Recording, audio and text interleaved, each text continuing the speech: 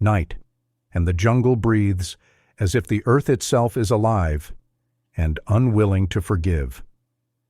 Cicadas knit a ceaseless thread through the trees. A wet wind lifts the smell of leaf rot and iron-rich mud. Far off, thunder grumbles like an old story retold without joy. Between trunks black with rain, light moves. Hard, white, impatient light, cutting circles into the underbrush. Voices follow, clipped, unfamiliar to this place, and yet so loud the vines seem to flinch.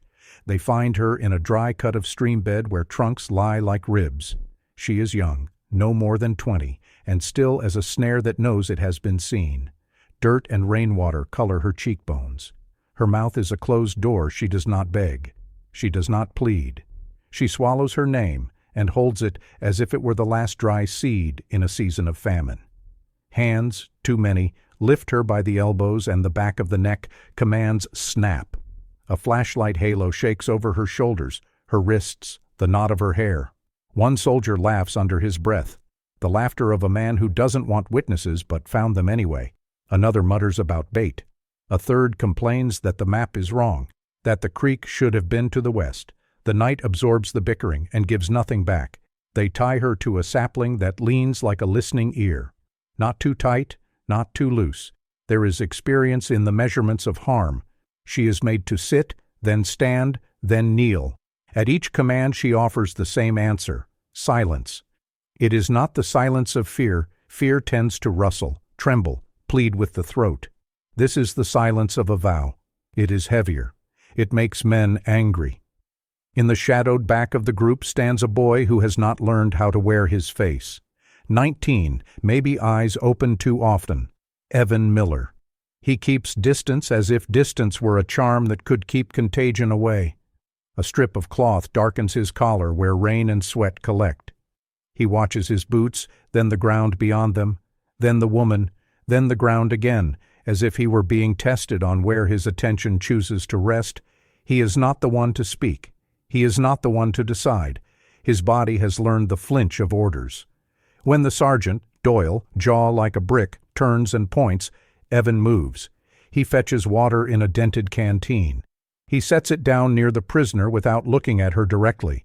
He has been taught to move quickly and be small. He has not been taught what to do when the task is care. Doyle's voice is a kind of hunger. Alive, he says, as if the word were a grudging ration. We keep her alive. The others nod with the relieved cruelty of men who enjoy drawing lines. If mercy is named, it means appetite has rules. Rules make appetite feel civilized. Evan kneels. He wets a strip of cloth and wrings it once, twice. He does not reach for her face. He holds the cloth like an apology that will not be accepted. I won't hurt you, he says. And the words sound absurd in his own ears. Men who wear his voice have hurt her kind every day this week. He knows this. She knows he knows. Her eyes do not meet his. They rest on a place just past his shoulder, the way a person studies a horizon when a wave is already breaking over their head. He touches the cloth to a scrape along her cheekbone. She flinches. He flinches to match it, as if pain could be split and therefore halved. The cloth turns pink at the edge and then rinses clean again in the canteen's dark mouth. Around them, the camp draws itself small. Cigarettes ember and fade. Boots shuffle. Jokes turn ugly, then quiet, then uglier again, circling back to the same thin premise. The world is ours here. No one is watching. No one will remember. The night does not argue. The night has seen this before. Morning comes without ceremony. It sifts light through a gauze of cloud. It lifts steam off leaves the way. Breath lifts off the mouth of the sick. The routine assembles itself, patrol and return, jeers that want to be laughter, questions that want to be knives. In the soft, lawless center of each day sits Evan, with water, with gauze, with hands that try to be careful in a place that rewards carelessness. He learns the measure of the sapling and the way the bark prints itself into wrists. He counts the long breaths between the woman's smaller ones. When she sleeps, her chest moves in triplets, small, small, longer, a lullaby hummed by someone who forgot the words. When she is awake, her breathing sharpens into a blade. Do not tremble. Do not give the man who is speaking the satisfaction of being heard. He listens to the others the way prey listens to weather. He learns who tells the jokes and who keeps score, and who pretends to be kinder than he is because he likes the mirror of that pretense. He learns how Doyle never looks at a person so much as at the uses a person suggests. When Doyle's attention moves, the temperature in the clearing changes. It is small, but it is real. The woman watches everything. She is not cataloging faces. Faces are a luxury of peace. She watches fingers, how a hand settles on a hip, how a thumb worries the metal of a canteen lid, how a forefinger taps a magazine in a rhythm that is not music hands. She knows, move before orders do. Someone presses closer one afternoon, testing the softness of the boundary between threat and act. He leans in with a word crouched in his mouth. She does not give him fear. She gives him the evenness of a stone warmed by the sun. He tilts his head, confused. A man has to be creative when the expected response does not arrive. The creativity that follows is not the kind that paints or builds. Evan pretends to check the bandage along her forearm and is careful not to brush skin with skin. He has not decided whether his caution is respect or cowardice. Respect would require he stand up in front of men who have decided what is owed to them. Cowardice requires only that he keep breathing and keep his teeth unbroken. He is not proud of this arithmetic, but he knows how the numbers add. At dusk, rain drops in fat coins from a sky the color of watered milk. The men drink from a bottle that has become a baton, passing it in abbreviated arcs. Talk heats, then slurs, then sharpens, not into clarity but into something crueler. Consensus. In groups, men build altars to their worst idea and then kneel, palms open, asking to be excused for how fervently they believe Cole, freckled, cheerful in the manner of a dog that just learned a new trick, finds a metal patch, an emblem that once promised belonging. He warms it with a lighter, grinning at the way heat brightens a dull thing. Ramirez, who likes to narrate cruelty so it feels like a movie, explains the plan to the fire, to the trees, to no one in particular. Mark, he says, as if the syllable were sacred. Evan knows what is being asked before anyone says his name. The knowledge arrives with a slow, choking patience. He watches the circle of faces pull closer the way a noose does, increment by increment, without ceremony. When Doyle finally says, Miller, the name is not a call but an assignment. He feels the emblem dropped into his palm. It is not yet hot enough to complain, which makes it worse. The heat is on its way. The promise is the point. He looks at the woman. She looks at him. The air tightens around the two of them, as if the jungle itself were holding its breath. If there is a language large enough for this moment, neither of them speaks it. Evan says no with a movement so small it could be mistaken for a fly brushing the cheek. The circle narrows. Friendly hands become hands. His knees understand what refusal costs before his brain finishes the math. Doyle smiles, and the smile is a filed edge. Do it, he says, soft, like a father teaching a son how to hold a hammer. In the dark at the edge of the clearing, water speaks softly as it moves through roots. Somewhere above, a bird decides this is not its business and goes elsewhere. The jungle is eloquent in its refusal to intervene. It has survived too many men to believe it can teach them anything. With a shout, Evan's breath shortens into squares. He is a boy whose body has been a boundary. Others redraw for him. He is a boy who has not yet learned how to lose beautifully. The emblem grows fierce against his skin. He tries to become a hand that is not his own. He tries to enter the numbness men mistake for strength. The woman does not beg. She does not bargain. Her mouth is quiet and firm as a seam. She understands something about men in groups that he is only learning, that they do not believe they are cruel if someone else lifts the tool. They believe they are only witnesses to necessity. Thunder rolls again, closer now, but not near enough to dignify any of this. With rain. Evan swallows. His eyes blur. And not from smoke. He thinks of a kitchen in a state he will not name aloud here. A kitchen where the light in late afternoon makes a cheap table look like something a carpenter cared about. He thinks of the noise a screen door makes when you come home with good news and when you come home with none. He thinks of a stream he has not seen yet, and the word sorry said correctly, and the word no said too late. He lifts the emblem. The men lean forward as if the moment were a trick. Their faces are hungry in the way people are hungry when they desperately want proof of a story they tell about themselves. He is about to help them prove it. He lifts the emblem, and the air around him thickens, dense with breath withheld. The glow from the lighter wobbles, painting everyone's faces in copper and shadow, half human, half apparition. The metal trembles against his palm, almost alive. The heat creeps up his wrist. A slow, deliberate march of consequence. Doyle watches, head tilted, the posture of a man testing obedience. Cole grins. Ramirez whispers something about initiation. The others look away, pretending this is not cruelty, only routine. It is easier that way. In war, moral distance is a kind of camouflage. Evan hesitates. 1 second. 2. Long enough for the silence to start burning louder than the metal he wants to drop it. He wants to run, but he does neither, because between fear and defiance, there is a middle place where men survive. A place called complicity. He steps closer. His shadow covers her face for a moment, a mercy she will never acknowledge. Her eyes rise to meet his. No pleading, no hatred, just the still, terrible calm of someone who has already buried their dignity and knows no one can dig it up again. He kneels. His hand shakes. The metal hisses softly as it nears her skin, the sound of something sacred being ruined. She closes her eyes. He closes his. And then, he presses. A flash. A muffled gasp. The smell of burned cloth, burned air, burned memory. It's over in 2 seconds. 2 seconds that will haunt decades. He pulls back, too fast, too clumsy, and stumbles away. Someone laughs. Someone says, "She's ours now." Doyle takes a swig from the bottle, pats Evan's shoulder. Good soldier.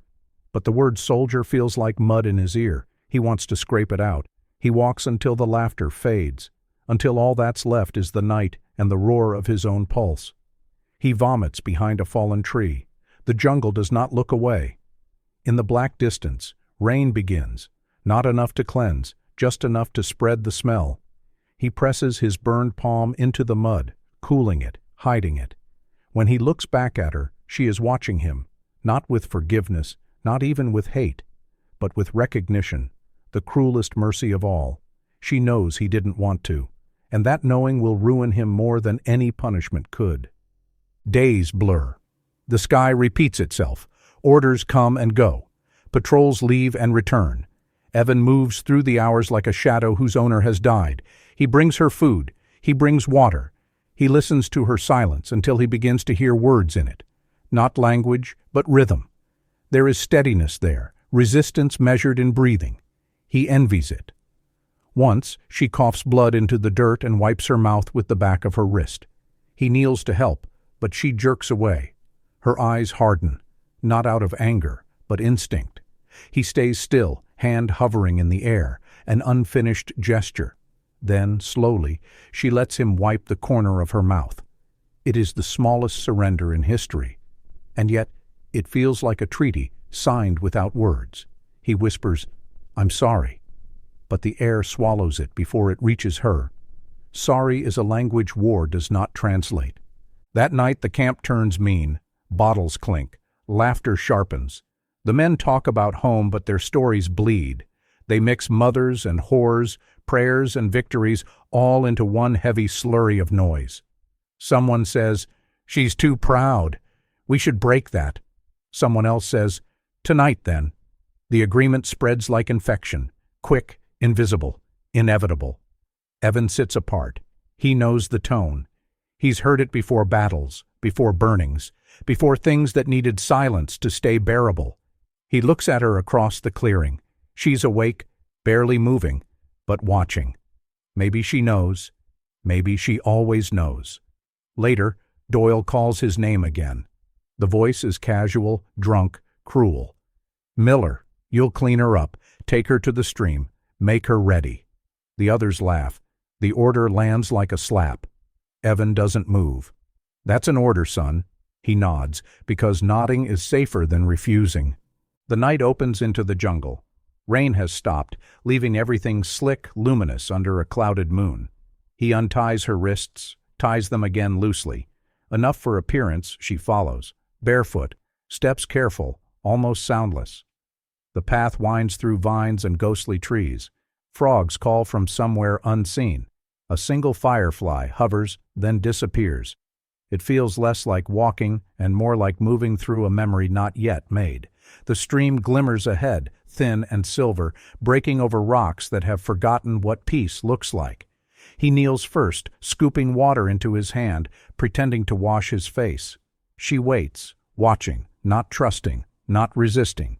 He dips the cloth again and says softly, "You can wash, I'll wait." His voice stumbles over the word wait, as if time itself has become dangerous. She steps into the stream. The current catches her dress, pulls it gently, as if curious. She bends to rinse her arms, her face. For a moment, there is no war, only water, breath, and the faint hum of life too small to care who wins. Evan looks away. The moon catches on his dog tag, flashes once, then hides.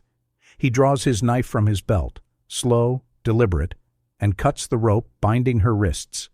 It falls into the water like a snake shedding its skin. He whispers, "Go." She doesn't move. He whispers again, "Go, please." He places the knife on the ground between them, blade pointed toward himself, handle toward her, the language of surrender. She still doesn't move.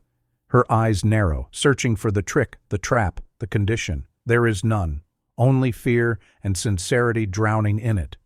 Finally, she takes a step back, then another.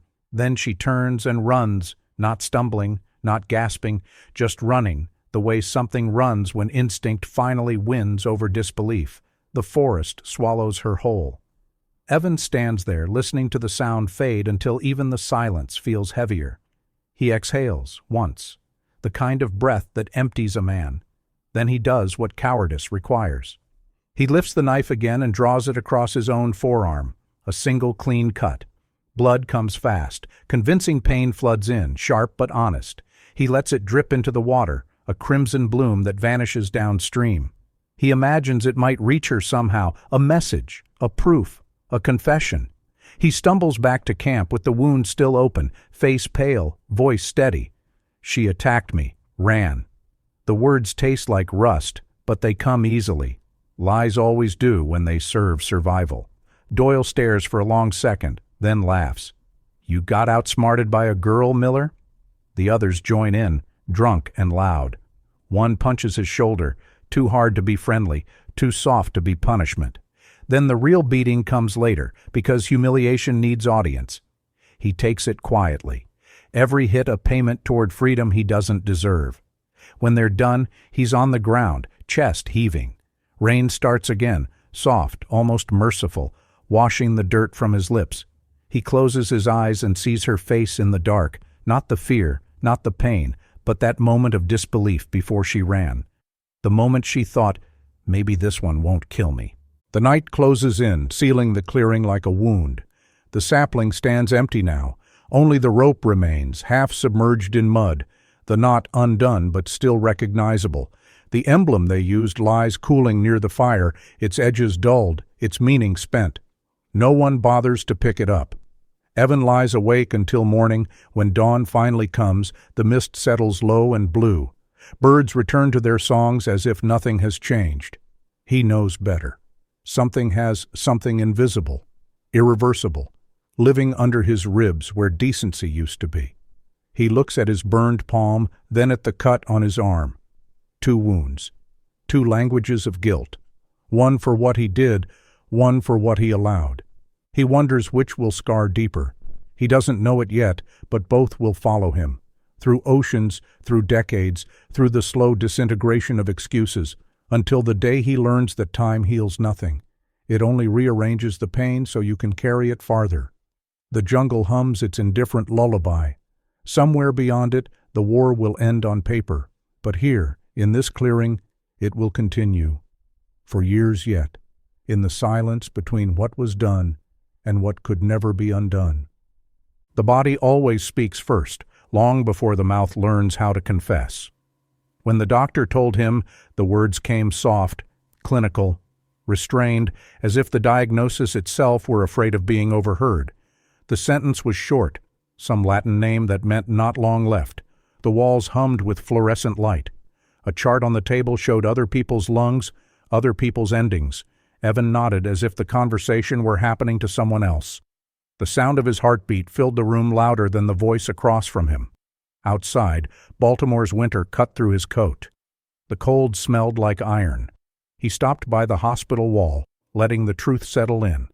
The thin, cruel kind of truth that doesn't shout, it simply sits inside you and waits. He thought of a jungle he'd spent 2 decades pretending to forget. The faces, the heat, the sound of rain falling on helmets, the girl he had freed too late. That scar, the one he had pressed into her, burned again on his palm like it had never cooled. He had survived the war, but not the memory weeks past. He took the pills, counted the hours, learned the soft vocabulary of dying. Stable, unchanged, palliative. Each word was a hallway without doors. Then, one afternoon, a letter arrived. A friend from the service, now a volunteer worker, wrote about a program that sent old soldiers back to Southeast Asia to help rebuild dig wells, teach, distribute medicine. No politics, just presence. There was a photograph enclosed. Children carrying buckets beside a rusted water pump. Their faces were neither forgiving nor accusing. They were simply alive. Evan held the picture until it bent. Something inside him moved. Something he had buried under layers of careful silence, he decided before nightfall. 6 weeks later, he boarded a plane bound east. The hum of the engines carried the same note he remembered from that last flight out of Vietnam, except this time he wasn't escaping. He was returning. He watched the clouds pass beneath him and thought of the stream where he had let her go. He had always imagined that if he ever came back, it would be to apologize to the country itself. But now, for reasons he couldn't explain, it felt narrower than that, more human. When the plane touched down, the air hit him like a wet hand, warm, heavy, sweet, with fruit and exhaust. Saigon had changed. The city gleamed with glass and color, alive with engines and laughter. But beneath it, something ancient still breathed. The same patience, the same quiet defiance. He joined a van of volunteers heading north. The group was young, teachers, doctors, a few students from Hanoi. They joked easily, their voices bright against the long road. Evan listened more than he spoke. Sometimes he smiled when the jokes reached him late through translation. The highway turned to dirt, dirt to stone, and stone to a narrow path winding through green valleys. Villages appeared like pauses in the forest, small clusters of roofs clinging to the edge of the hills. By the 5th day, they reached a remote commune near the mountains. The landscape was gentle but scarred. Bomb craters filled with rice water, children playing beside them as if the earth had always been shaped that way. The clinic was a communal house with wooden beams darkened by smoke. Chickens wandered through the doorway like uninvited patients. The air inside smelled of herbs, dust, and life persisting. They unpacked boxes, antibiotics, gauze, saline, notebooks, pencils. Evan helped wherever hands were needed.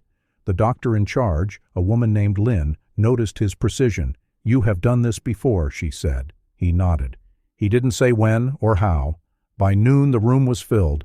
Villagers lined up quietly, holding their pain the way they held their children, close and without complaint.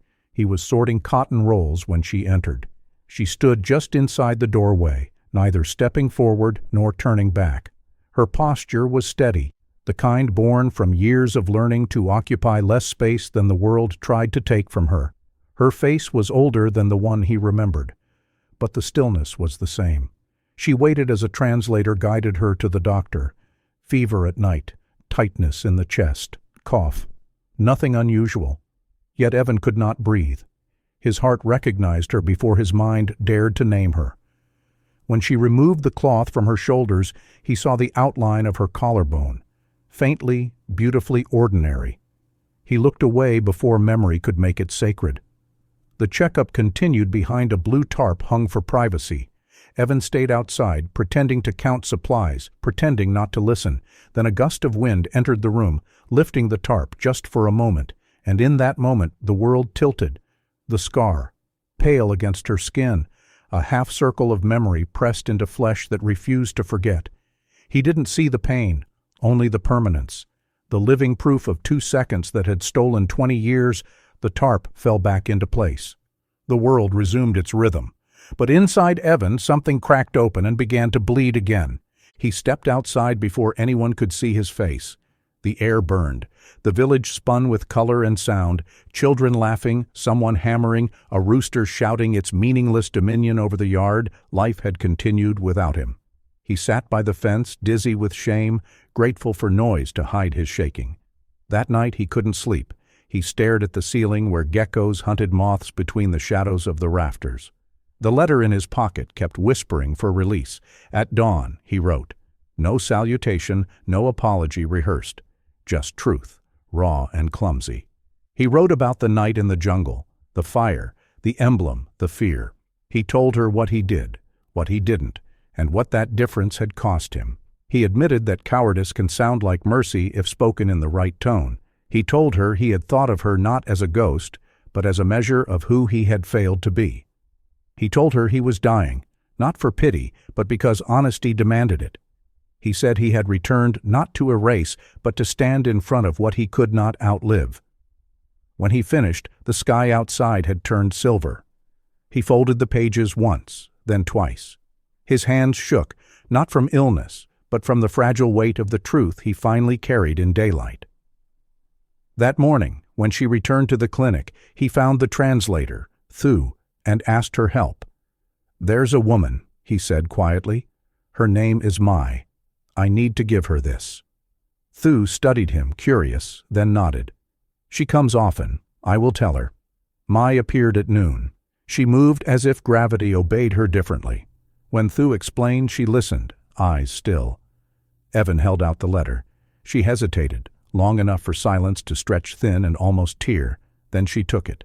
Not gently, not roughly, simply as one accepts a burden that is already theirs. She placed it into her bag, beside bundles of dried roots and a folded cloth. She didn't ask what it contained. She didn't thank him. Evan bowed his head slightly, unsure why. For you, he said. Thu translated only, he wrote about the past. Mai nodded once.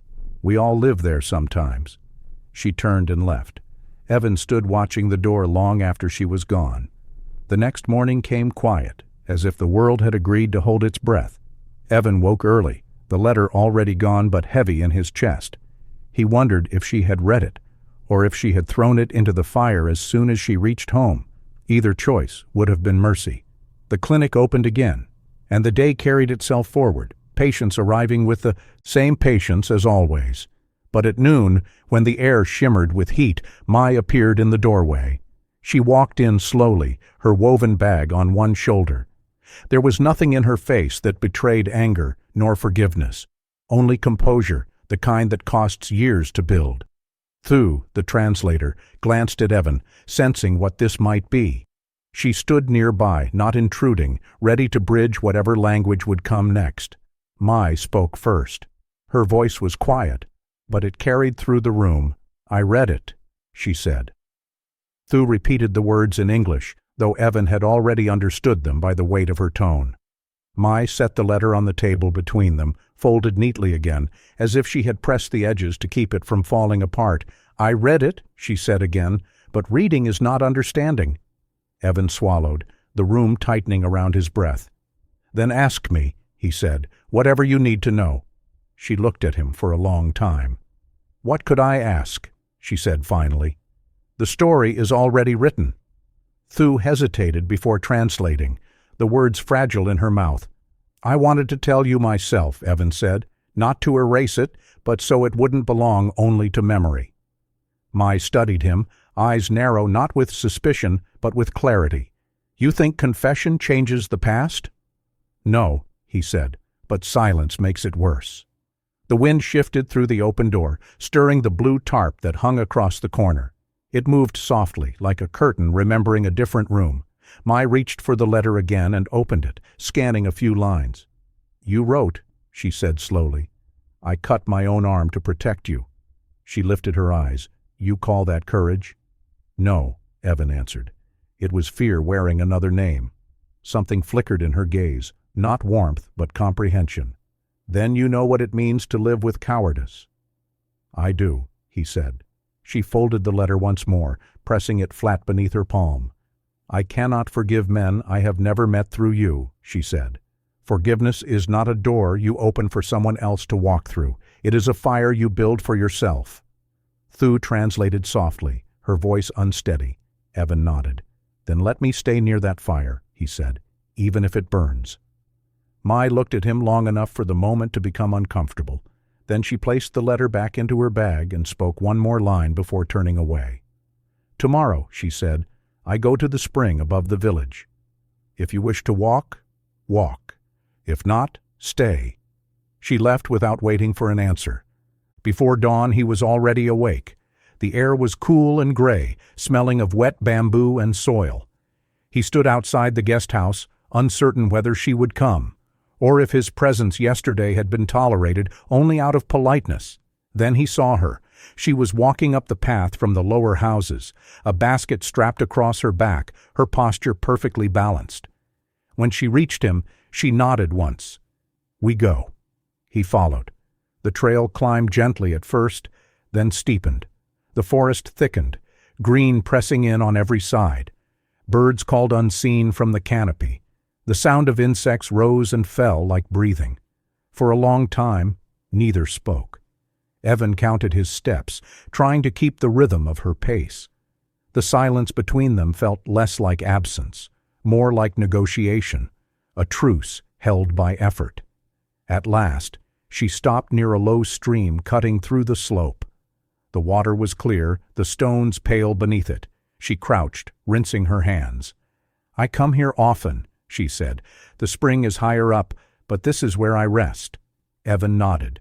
His breath came uneven, the illness reminding him of its ownership. She noticed but said nothing. Instead, she began collecting herbs from a patch of soil nearby. "These," she explained, "for fever, for blood." He watched the way her hands moved, slow, exact, tender without sentiment. "You learned this after the war?" he asked. "My mother taught me before," she said, "but during the war people forgot how to listen to the forest. Afterward, we remembered." He knelt beside her, helping without asking. For a while, only the sound of cutting and water filled the air. Then she said quietly, "You were a boy then?" "Yes." "And they were men?" "Yes." "You think that means you were innocent?" "No," he said. "It means I was too weak to choose otherwise." She tied the herbs together with string, tightening the knot. "Weakness is still choice," she said. "We all pay for it. Some sooner, some later." He wanted to answer but didn't. The wind carried the smell of the plants, sharp, metallic, alive. They continued walking until the trees opened into a small clearing.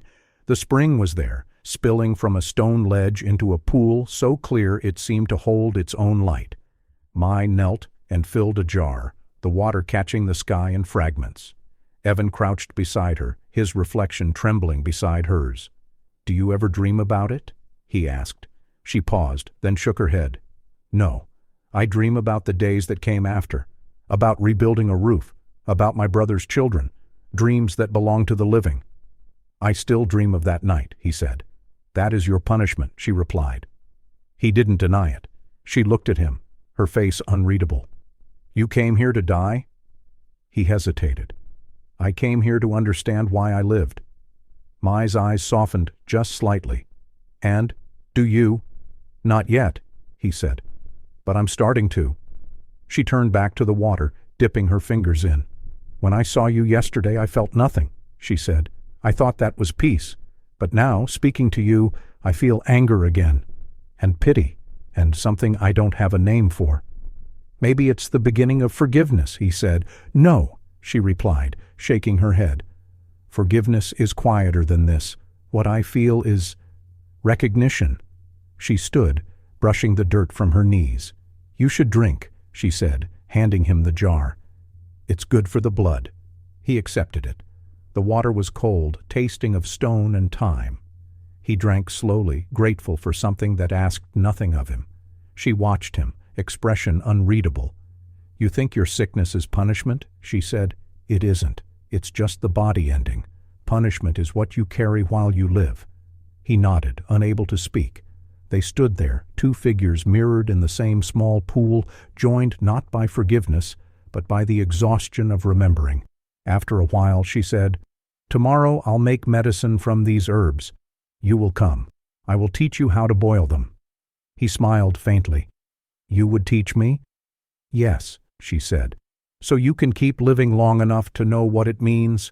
The simplicity of it undid him. They began the descent together. The forest opened, sunlight breaking through in shards.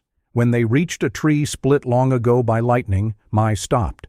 The trunk was black and golden, scar wrapped around new bark. "This tree," she said, "burned the year the war ended. Every year it grows around the wound, but never over it." He reached out, stopping short of touching it. "I understand." "No," she said gently. "You don't. But you're learning." They continued down. From the hill, the village appeared. Small again, smoke rising from cooking fires, children's laughter echoing faintly. At the edge of the path she stopped once more. "Tomorrow," she said, "bring clean cloth." He nodded. "My." She turned. "Thank you for reading," he said. She hesitated, then replied softly, "Thank you for writing." Then she walked away, and the space between them filled with the sound of water running somewhere unseen. Evan stood a long time, watching the trail where she'd disappeared. The scar on his palm tingled faintly, but for the first time it didn't burn. It pulsed like a heartbeat rediscovered. When he returned to the guest house, the doctor looked up from sorting supplies. "You look tired," she said. "I walked," he answered. "Good," she smiled. "Sometimes walking does more than medicine." That night, rain began again, soft and patient. It tapped on the roof like an old story retold without bitterness. Evan lay awake listening, his hands open beside him. He thought of the spring, of the water, of the scar, and of how life had a way of echoing what it refused to erase. He whispered into the dark, not to God, not to her, but to the part of himself that had waited too long to speak. "I'm still here." And somewhere beyond the walls, the rain answered softly. As if the earth had heard morning rose like a sigh caught in the throat of the valley, mist drifted low through the paddies, curling around the wooden stilts of the village houses. The smell of boiled rice and damp earth hung in the air, ordinary, mercifully ordinary. Evan woke to a slow ache in his chest. It was no longer just exhaustion. It was the body's quiet rebellion, a reminder that the hours were narrowing. He sat up, coughed once, then smiled faintly at the absurdity of still being grateful for pain. It meant he was not gone yet. Outside, the rain from the night before had gentled everything. The path to Mai's house glistened in pale morning light, soft with footprints and fallen leaves. He followed it, steadying himself on each uneven stone, the way an aging priest might climb toward confession. Her house stood near the edge of the forest, small, stilted, smelling faintly of wood smoke and herbs. The door was open. He saw her before she saw him. Sleeves rolled, hair tied loosely, stirring a pot that released thin curls of bitter steam. "You came," she said without turning. "I said I would." Mai nodded, not quite a smile. "Then sit.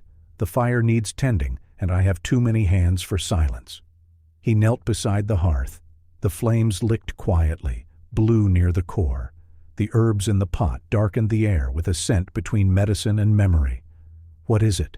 he asked. "For the lungs," she said, "and for time. They spoil at the same speed."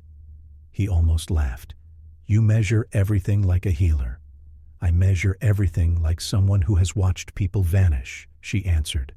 The remark landed softly, but it stayed. For a while, they worked in silence. The sound of boiling water filled the space where their fear might have been. Through the cracks in the wall, sunlight fell in thin, careful lines across the floorboards. Dust moved through it, slow as forgiveness. When the pot settled into a steady simmer, Mai sat across from him. "You should drink," she said, pouring the dark liquid into a bowl. He took it. The taste was harsh, earthy, alive. "You still have fever," she said, touching his wrist briefly. Her fingers were cool. "Your pulse runs fast, but uneven." "I used to be good at marching," he said quietly. "Now even my heartbeat limps." She looked at him without pity.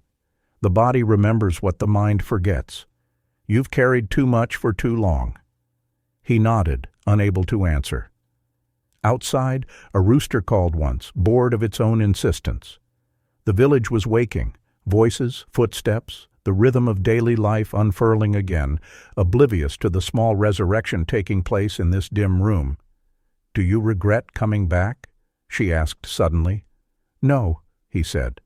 "If I hadn't, I would have died the same way, only sooner, in a quieter country." Mai studied him for a moment, then looked away. "You came to return a debt no one asked for." "Maybe," he said, "but I needed to stand here again and see what was left of me." "What do you see?" He thought for a long time before answering. Someone who confused guilt with memory. Someone who thought carrying the wound was the same as healing it. She turned the pot off and poured more medicine into a jar. "And now?" "Now," he said, "I think healing begins when you stop narrating the wound." She smiled faintly. "You talk like a teacher." "Only to myself," he said. Days passed. He stayed in the village longer than planned. The rest of the volunteers moved to the next commune, leaving him behind with a promise to return in a month. Dr. Lin had protested, but Mai had spoken calmly. "He's under care." It was enough. He helped where he could, carrying water, repairing fences, teaching children English words that made them giggle. "Window," they'd say, pointing at everything that reflected light. At dusk he often sat by the spring while Mai collected herbs. She spoke little. He spoke less, yet each silence felt more fluent than speech. One evening he asked, "Why did you let me stay?" She didn't stop working. "Because leaving you alone would make me remember the part of me that almost became cruel. And now I remember I can choose not to be." The air cooled around them. Cicadas began their slow chorus. She looked at him, her expression unreadable. "You still see that night when you close your eyes?" "Every night," he said. "Then stop closing them," she murmured. The advice sounded like kindness, disguised as defiance. He smiled despite the ache in his ribs. When the first real cough tore through him, he hid it with his sleeve. But she heard. "You're worse," she said. "I'm alive." "Alive is not the same as well." "Maybe not," he said. "But it's the only word that matters while it lasts." She rose, gathering the herbs. "Tomorrow I'll make a stronger mix. Bring water from the spring. It cools the bitterness." He nodded. "I will." That night, he couldn't sleep. The fever climbed like an old enemy reclaiming familiar ground. He sat outside beneath the overhang, watching the rain slip through the bamboo gutters. His breath came in small, uneven patches. Mai found him there near dawn. "You should have called," she said, kneeling beside him. "I didn't want to wake the house." "You don't belong to the night anymore," she said quietly. "Let it watch itself." She felt his forehead, then his pulse. "Still burning," she whispered. "You never learned when to surrender." "I did," he said. "That night in the jungle. I surrendered to fear. I've been trying to undo it ever since." She looked at him, truly looked, and something in her softened. "You were 19, she said. "They taught you that silence was survival." "It was," he said, "until it became cowardice." "Cowardice," she said, "is only fear that learned how to walk." He smiled weakly. "Then I've been walking for decades." She shook her head. "You've been carrying yourself too long. Let someone else carry part of it." He looked at her hands, still resting lightly on his. "I don't deserve that." "Deserving," she said, "is not how healing works." They sat in the gray half-light as the storm eased. Somewhere, a rooster called again, the same one as yesterday, stubborn, faithful, foolish. When the sun finally broke the mist, the fever had begun to recede. Mai poured him a cup of cool water. "Drink," she said. "It will remind you you're still part of this world." He did, and for the first time in years, the act of swallowing did not feel like guilt. By the week's end, his strength began to return, but the distance between them narrowed dangerously. There was no language for it, only a gentler rhythm, like two notes trying not to form a melody. One evening she sat outside grinding leaves, and he asked, "Do you ever think about leaving this place?" She smiled faintly. "To go where?" The world out there has too much noise. Here I can hear things when they fall." He nodded. "Sometimes silence is the only sound worth listening to." She looked up. "That's something you'd write in another letter." "I've written all I can," he said. "Then stop writing," she said softly. "Just stay alive." He wanted to answer, but the words failed, so he just sat there, listening to the pestle move in her hands, steady, certain, like the turning of time itself. And for the first time, he realized the past might not need to be forgiven, only survived. Days folded quietly into one another. The rains eased, leaving the air heavy with new green. Evan's strength returned in cautious increments. One steady breath, one clear morning, one small laugh he did not mean to give. Mai never celebrated the progress. She simply handed him another bowl of medicine, as if recovery were a task, not a triumph. Each evening they sat outside her house. The horizon dimmed slowly, like an ember choosing not to die. Children's laughter drifted up from the lower village. Dogs barked at nothing in particular. The ordinary world refused to yield to tragedy, and that somehow was mercy. One night she asked without looking at him, "When you go home, what will you tell them?" "That I came here to help," he said. Then after a pause, "And that I was helped." "By whom?" "By the person I once ruined." She turned to face him. "You think that's redemption?" He met her eyes. "No, just balance." They held the gaze until it became too heavy for either of them to carry. Then Mai looked away. "Balance is for the living. The dead only remember weight." Late in the season, his cough worsened again. The doctor would have called it regression, but here it was, simply life reminding him that it never promised fairness. Mai insisted he stay inside. He obeyed mostly, though the walls made the air feel too close. One afternoon, thunder gathered beyond the hills. The wind rushed through the open slats of the window. She found him sitting on the floor, the letter he had written months ago resting in his hands. He had unfolded it, smoothed it, stared through it, as if the ink might rearrange itself into absolution. "You kept it," she said. "I couldn't burn it," he answered. "Why?" "Because it's the only proof that I was once honest." Mai knelt across from him. "You were honest that night too, when you chose to be afraid." He nodded, the smallest motion. "That's the part that never leaves." "Maybe it shouldn't," she said. "Fear is the echo that keeps us human." The storm arrived slowly, rain striking the roof in precise rhythms. The room dimmed, light gathered in thin pools on the floor. "I need to tell you something," he said. "You've told me everything." "Not this." He took a breath that trembled. "When I let you go, I didn't do it for you. I did it because I couldn't bear to watch anymore. I wanted my own silence back. I told myself it was mercy, but it was escape." Mai listened, still. The rain thickened, a slow applause against the wood. "I've carried that," he continued, "because even kindness born of selfishness stains the same." She reached across and closed the letter between his hands. "Then stop carrying it," she said. "You've named it, that's enough." He shook his head. "I don't think naming is enough." "It is for me," she said. "Every wound I ever cleaned, I named. Then I left it alone so it could close." He tried to smile. "You make it sound simple." "It isn't simple," she said. "It's necessary." Lightning flashed, white, brief, merciful. In its glow, their faces were closer than either expected. He felt the warmth of her hand still resting on his. The contact was not romantic, not forgiveness, not even comfort. It was simply presence. Two people choosing not to flinch. The thunder rolled, deep and slow. "You should rest," she said finally, pulling her hand away. "I'm tired of resting." "Then live," she said. He laughed softly. "I'm trying." "I can tell." The next day the sky cleared. The world smelled new, though nothing had changed. Mai led him back to the spring. The climb was harder now. Each step drew thin whistles from his lungs. At the water's edge she stopped and sat. "I come here when the past grows loud," she said. "And what do you tell it?" "I tell it that it had its turn." He sat beside her. The pool reflected them both, one face lined by age and guilt, the other by endurance.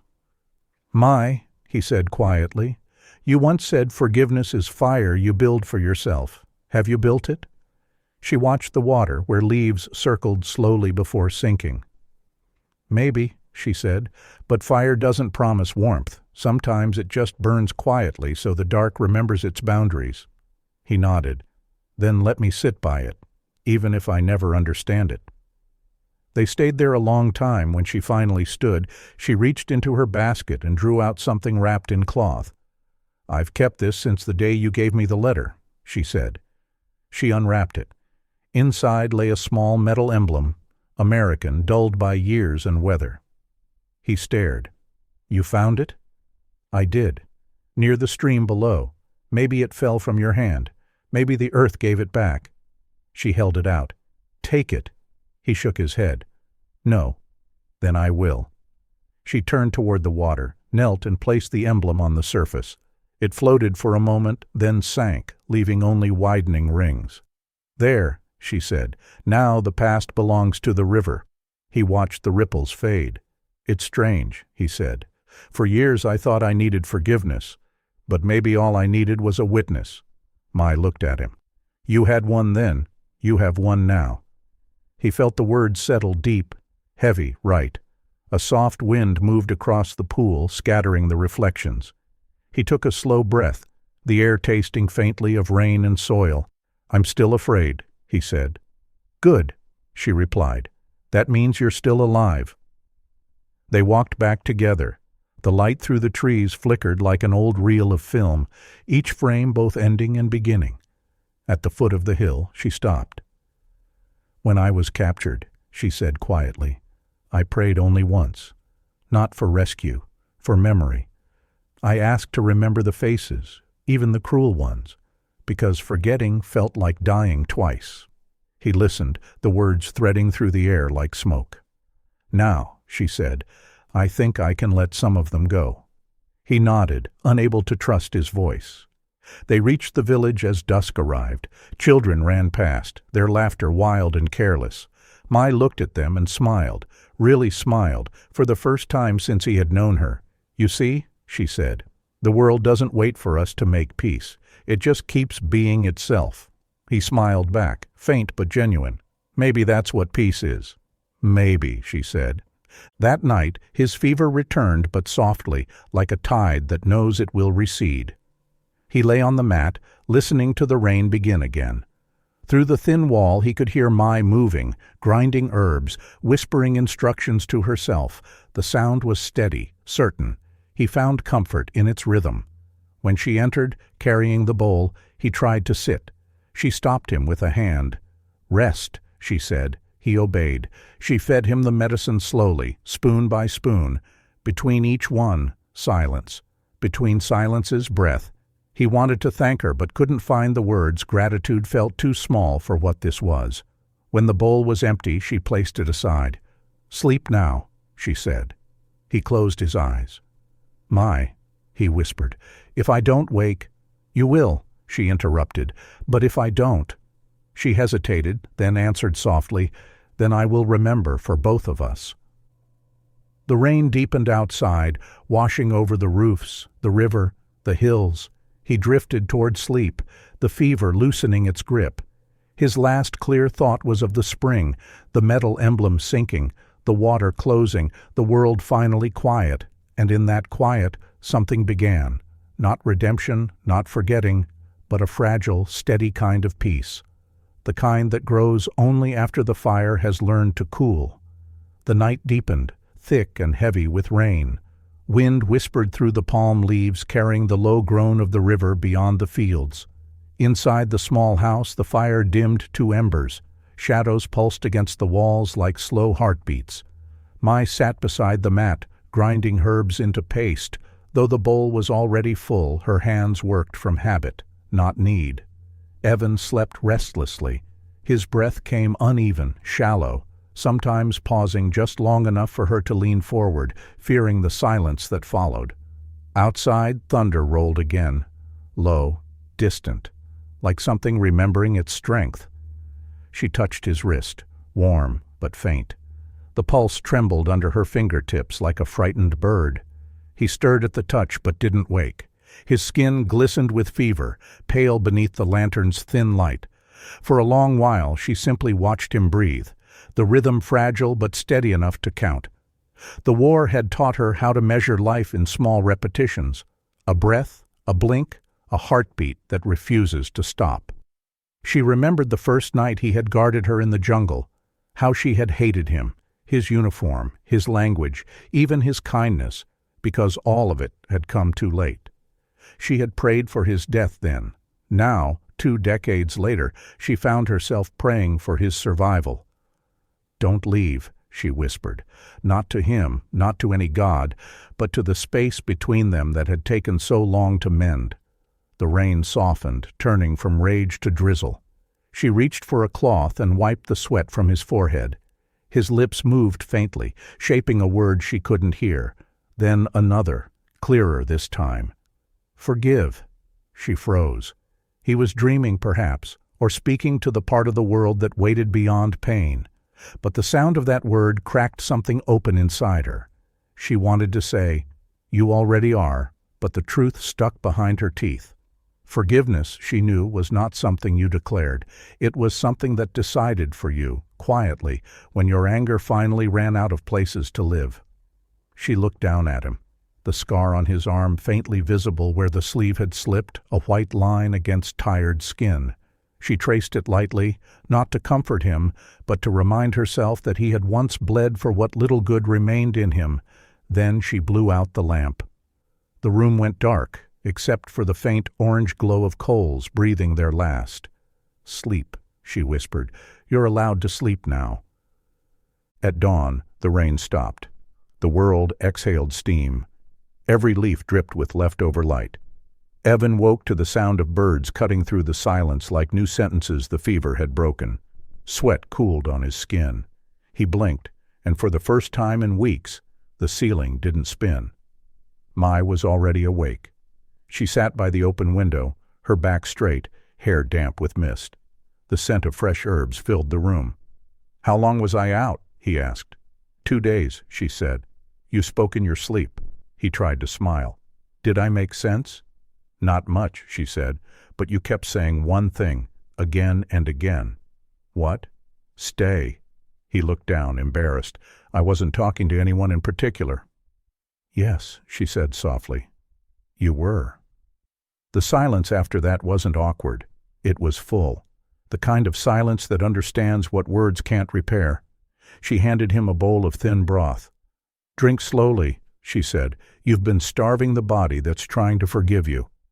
He drank, every swallow small but certain. When he finished, he set the bowl aside and leaned back, breathing carefully. "Mai," he said. She turned. "If I don't last long, will you remember me as I am now?" "No," she said. "I'll remember you as you were when you walked up that hill, the first time you didn't look away." He smiled faintly. "That's kinder than I deserve." "I'm not trying to be kind," she said. "I'm trying to be accurate." They both laughed, the sound thin but real. The air between them lightened, if only for a moment. Outside, the village stirred. Someone called for water. Children chased each other down the path. Life, indifferent but generous, continued. Evan looked toward the window, watching the sky clear. "It's strange," he said. "I used to think forgiveness was a thing someone gave you, like a door they decided to open. Now I think it's just learning how to stop asking." Mai stood. She picked up the cup from the table and rinsed it with water from a clay jar. "Maybe it's both," she said. "Maybe forgiveness is a door we learn to build together and leave open, even when one of us has to walk away first." She turned to him then, her face lit by the slow morning light. "Rest today," she said. "Tomorrow you can walk again." "Where?" "To the fields," she said. "The rice is growing again. You should see what green looks like when it refuses to die." He nodded. "I'd like that." She gathered her things, ready to leave. At the door she paused. "You once said you came here to make something right," she said. "Maybe you already have. Not for me. For yourself." He didn't answer. He only smiled, tired but certain. When she stepped outside, the light followed her, spilling across the floorboards until it touched his hand. He lifted his palm into it, felt warmth. Not fire, not punishment, just warmth. For the first time since the war, he let it stay there. He closed his eyes, not to escape, but to rest. The sound of the village rose around him, hammers, laughter, footsteps, water. Life was moving again, and he no longer felt the need to catch up. Somewhere, the spring whispered against stone, carrying with it a small piece of metal the earth had long since claimed the river knew. The forest knew. And for once, Evan Miller, soldier, coward, healer, man, finally understood what it meant to be forgiven by a world that had never promised forgiveness at all. The season turned, not with fanfare, but with a patience that made everything seem already decided. Rains lengthened, then learned to leave. The hills kept their damp breath a little longer each morning, as if reluctant to give it back to the sky. In the fields, green forgot its fear and rose, row by stubborn row. Evan learned the village the way the village learned him, slowly, through repetition, through errands too small to deserve thanks. He carried water. He wood-patched a hole in a roof. He fixed the hinge on a door that refused to behave like a door. Children followed him in shy twos and threes, their questions arriving as laughter rather than language. He taught them words that felt like toys. Window, river, tomorrow. They tried each one on, delighted by the way a sound could become a thing if you held it long enough in your mouth. At Mai's house, mornings organized themselves around steam and patience. She brewed medicine that smelled of iron and rain. He drank without bargaining.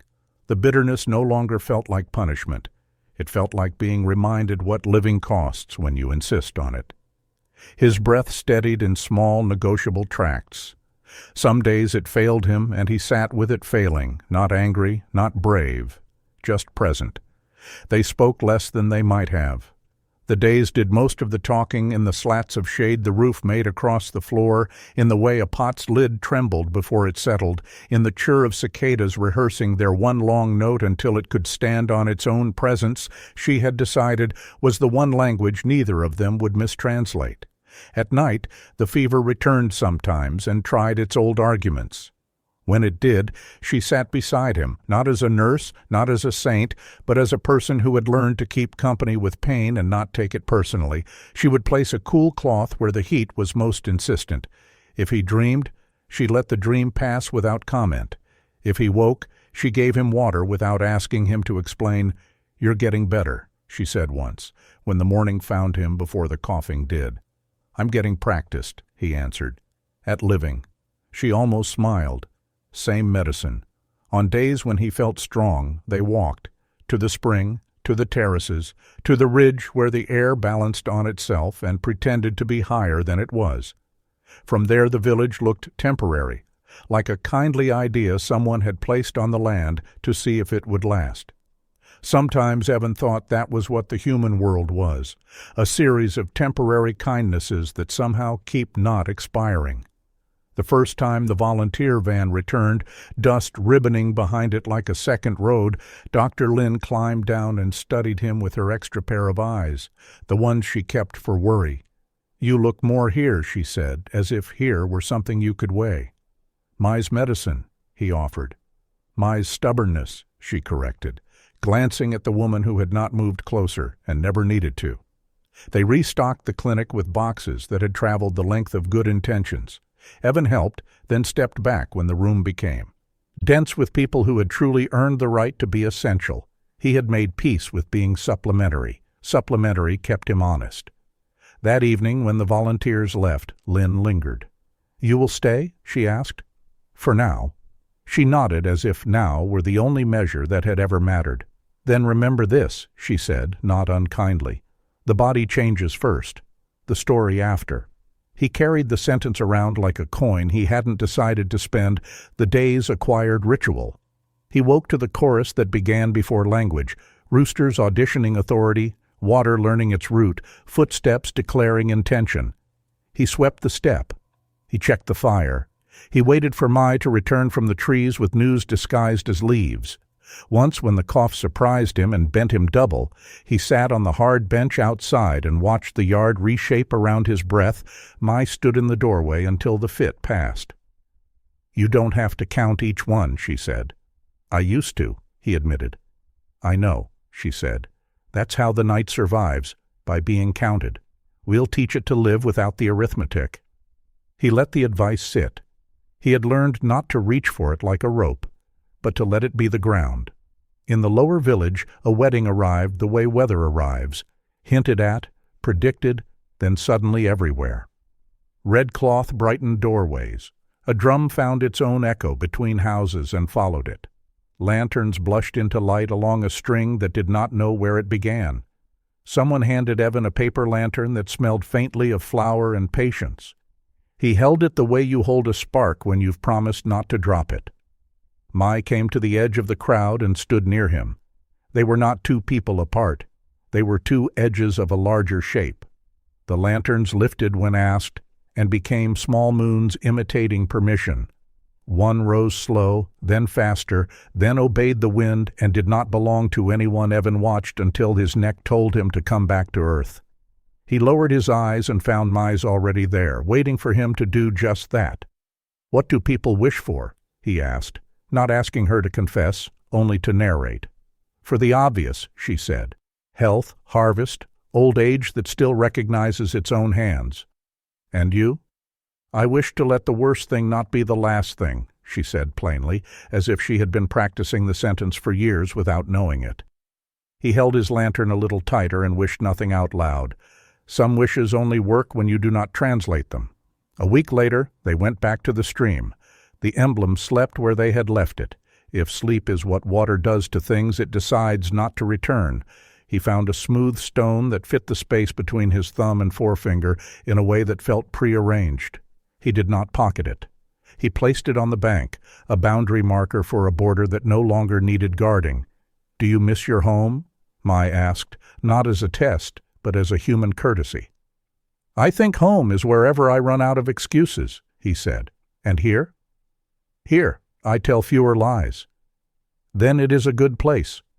They did not agree to anything with words, but when they turned to walk back, they allowed themselves to walk side by side, close enough that their shadows overlapped when the light asked them to.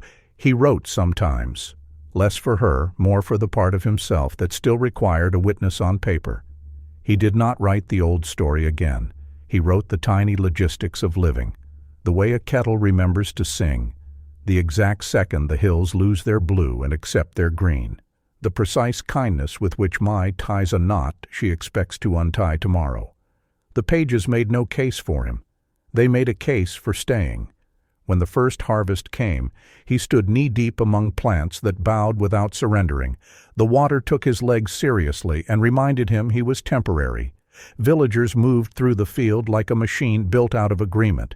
He learned the rhythm badly, then better, then well enough to be forgiven for not being born to it. Mai laughed once, a single bright note, unrepeatable and therefore perfect. When his hat slid down and became a boat, he retrieved it with a dignity the hat did not deserve. That night they ate until quiet was the only proper gratitude. He looked at the bowl in his hands and thought of the two kinds of hunger he understood now, the kind that asks for food and the kind that asks for a place at a table that isn't surprised to see you. "Stay," Mai said, not as an order, not as a plea, but as a correction to any sentence he might be building in the other direction. "I will," he said, and heard the part of himself that used to bargain go silent for once. He sent a letter to the organization in the capital. "Short, unremarkable, useful. I can be found here," it said, without saying what here meant. He did not ask to be replaced or relieved or forgiven. He asked for supplies, dates, and the courtesy of not being expected elsewhere. When fever returned again, it did not arrive triumphant. It came like weather the house already knew how to sit through. He slept, he woke, he learned, he forgot. The body, as Lynn promised, changed first, quietly reorganizing its loyalties. The story followed at a respectful distance. Near the end of the rains, Evan made a small thing with his hands, a wooden frame with thin cord stretched across it, a loom for weeds, a toy, a suggestion. He had seen the children braid river grass into rope and wondered what else grass is willing to become. The frame made a mess at first. Then, one afternoon, it did not. A small mat appeared where confusion had been. He set it on the step. Mai stepped on it. It did not protest. "Good," she said. He felt a pride so modest it did not embarrass him. He started a second one, then taught a boy to start a third. The boy failed, laughed, tried again, succeeded, forgot how, succeeded again. The village had found its new anecdote. That was better than a miracle. On a night that believed itself more important than the others, because the moon had chosen to be larger for a few hours, they walked the path to the ridge without talking. At the top, the river wrote its silver sentence through the fields without expecting applause. He thought of the emblem below, and of the scar above, and of the way both had stopped telling him who he was every hour. He took Mai's hand then, not to claim it, not to culminate anything, but to keep it safe from the part of the night that still sometimes forgot manners she let him. They stood like that until the moon remembered it did not need to audition for them. "Will we name this?" he asked later, not ready to say what this was. "No," she said.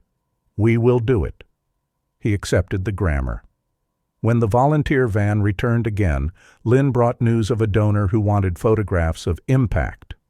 Evan hid in the storeroom and organized bandages into categories no one would ever use. Mai allowed one picture of the water filter because water does not care who is paying attention. After, she wiped the dust from the lens with the corner of her sleeve and handed the camera back without judgment. Lynn smirked. "You are both terrible for fundraising," she said. "Thank you." That night, the doctor left a stethoscope on the table. "For him," she told Mai, "and for you when he is stubborn." The tool sat in the room like a promise that did not need to be spoken to be kept.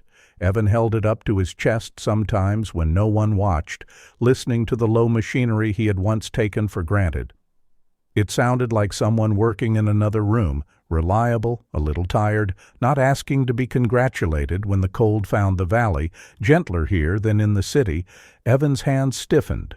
He dropped things. He said the wrong word for window, and the children corrected him with great ceremony. He learned to accept correction like rain, familiar, brief, nobody's fault. Mai mended the sleeve he wore thin with worry. He tried to thank her with a sentence longer than gratitude and failed beautifully. She let his failure be part of the gift. On a morning that intended only to be a morning, a letter found its way to the clinic, carried by 3 different buses, and a man who did not pretend to know why he'd been entrusted with it. Evan opened it slowly, careful not to tear the corners. It was from the friend who had first sent the brochure that sent his life here. The notes were ordinary: weather, news, the polite inventory of someone still alive elsewhere. At the end, a line: "If you are staying, stay. If you are leaving, leave. But do not hover. The body hates hovering." He folded the letter and put it with the other papers that had not tried to tell him who he must be.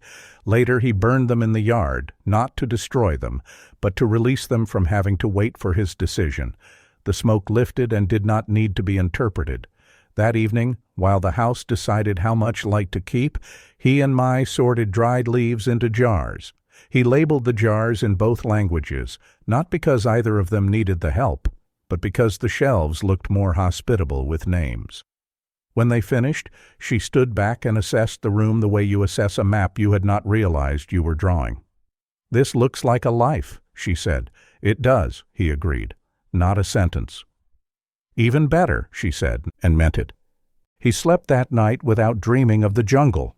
If he dreamed at all, it was of water, and not because he was drowning. Time did its work. The work that never makes a sound unless you listen the wrong way. The harvest receded into storage jars and stories.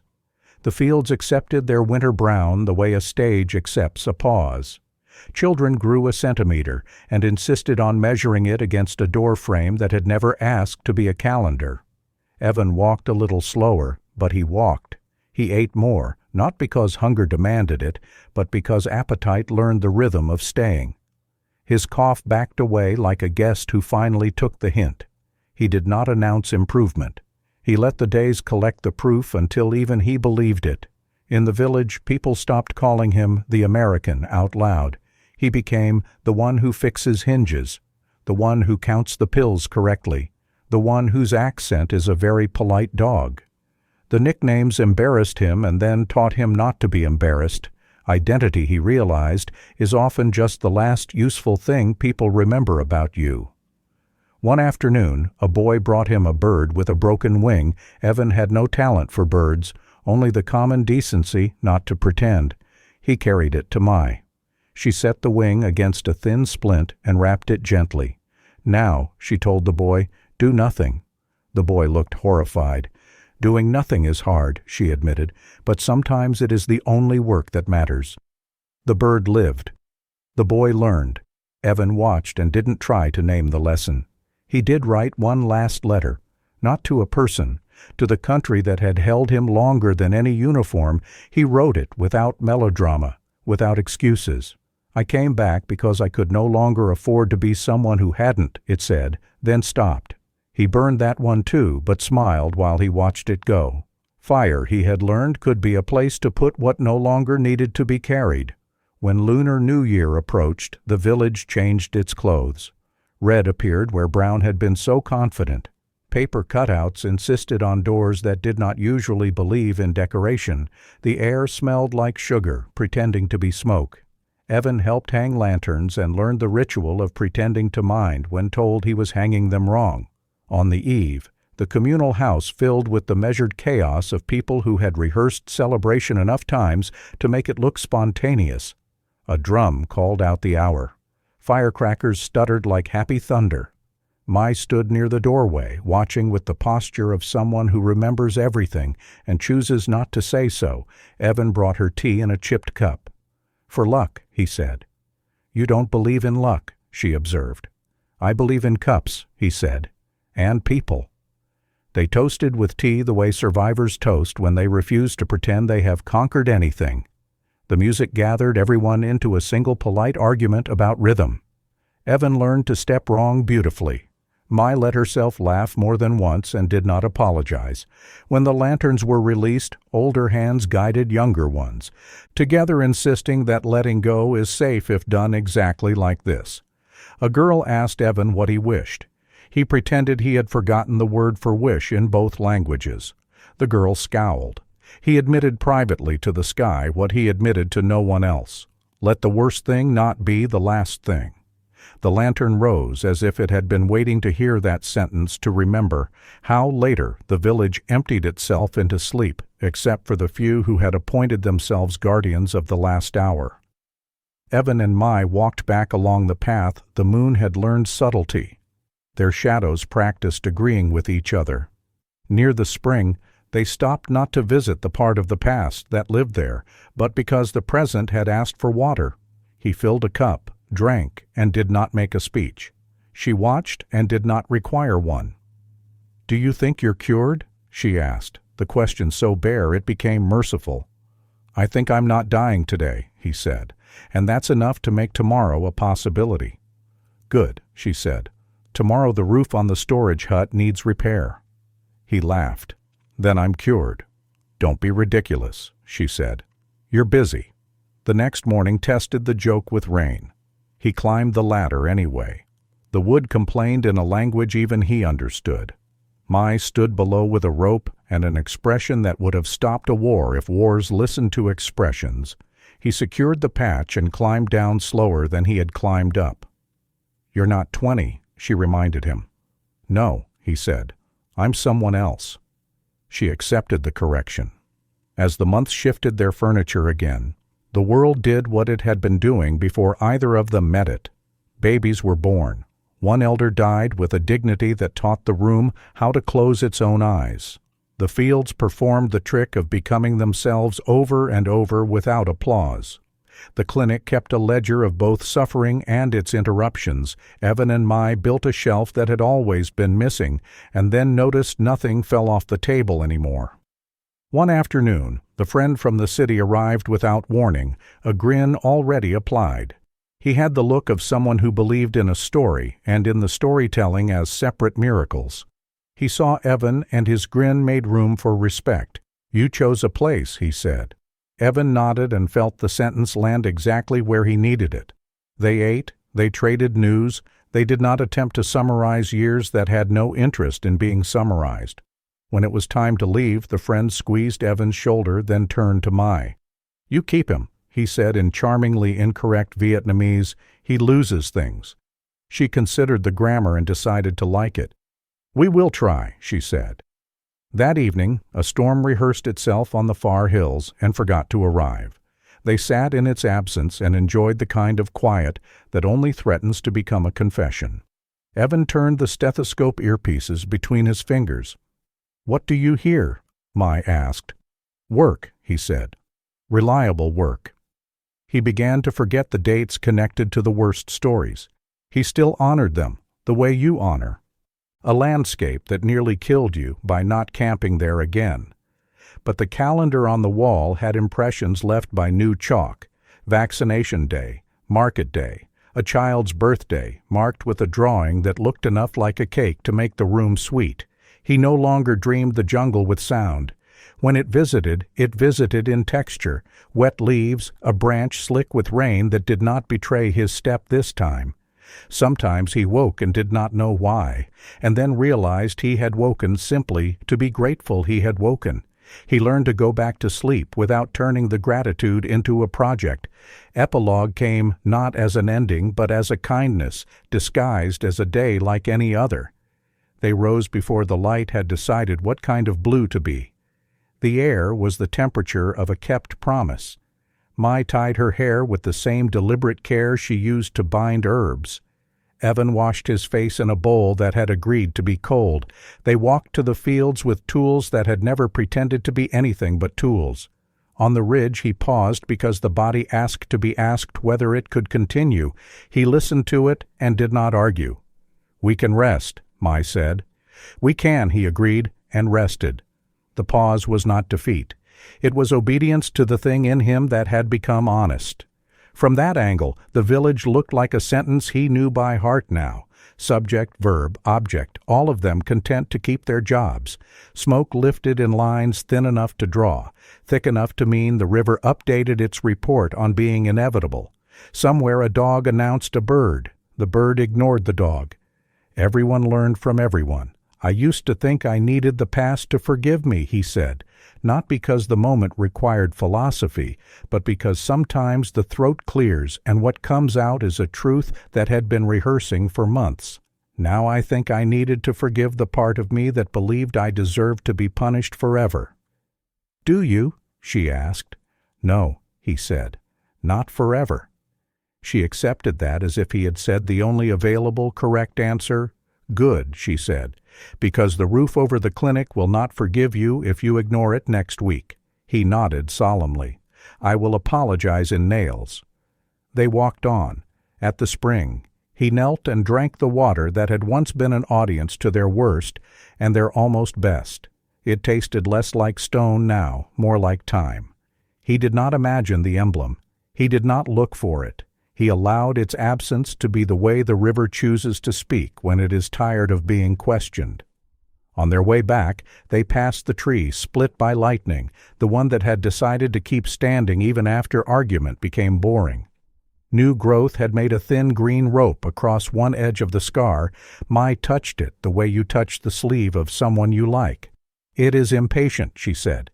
"It wants to close what will not close." "It can learn," he said. "So can you," she replied. He agreed and kept walking. When they reached the yard, a crate waited, brought by a truck that had survived 3 ancient repairs. Inside, bandage rolls, a box of stethoscope tips, a coil of plastic, pipe, and a note that knew how to be both practical and kind. Evan unpacked each item as if he were setting a table for a guest who did not believe they were welcome.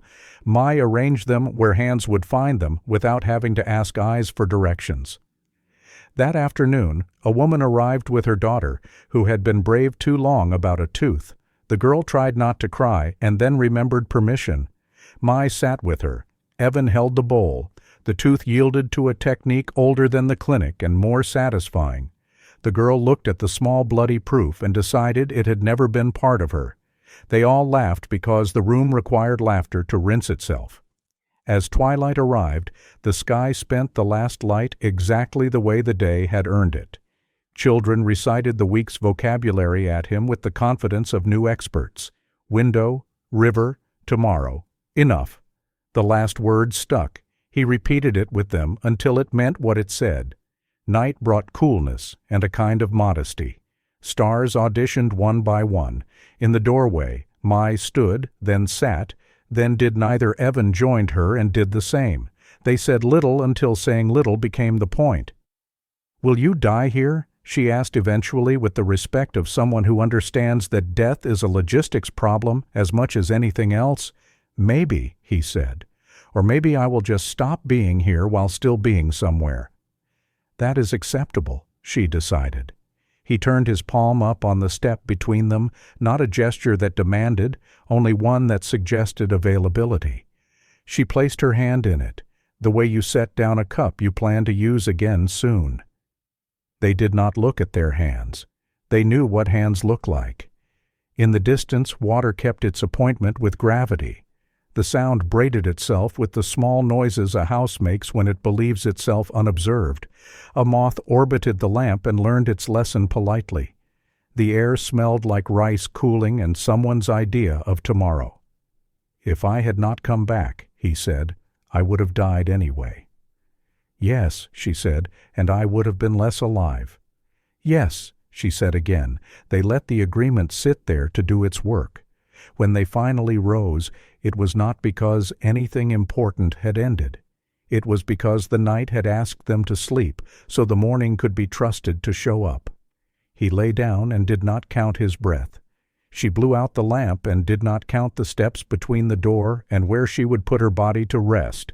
Outside, the world arranged its arguments for and against mercy and then forgot to deliver them. Sleep came, first to the room, then to their hands, then to the parts of themselves that had once camped in vigilance. It was unremarkable sleep and therefore perfect. And if the jungle breathed somewhere very far away, if the old sapling stood older and uninterested, if the river practiced drowning what did not need to be remembered, then that was the world doing what it had promised. Not justice, not romance, not even closure, only continuation, which, given everything, is the truest forgiveness offered to the living.